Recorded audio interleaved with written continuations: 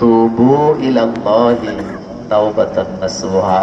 আজকের মাহফিলে যারা আসছেন আমার কলিজার ভাইয়েরা, এতদিন নামাজ পড়েন নাই অথবা দুই এক ওয়াক্ত নামাজ মিস হয়েছে, আজকের মাহফিল থেকে আমরা নিয়ত করব আল্লাহ বাকি জীবন যেন নামাজ মিস না হয়, মৃত্যু পর্যন্ত নামাজীদের কাতারে আসি না।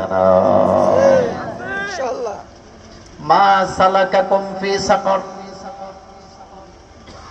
একদল ফেরেশতারা জাহান্নামীদেরকে শিকল দিয়া বাইন্ধা জাহান্নামের দিকে নিয়ে যাবে, আরেক দল ফেরেশতারা বলবে জাহান্নামে কেন যাও, এটা তো খারাপ জায়গা। ইন্না জাহান্নামা কানাত মিরসাদা লিত-তাগিনা মাআবা লাবিসিনা ফিহা আহকাবা। গরম পানি খাইতে দিবে, পুষযুক্ত পানি। এমন জাহান্নামে কেন যাও, কেন জাহান্নামে যাচ্ছ?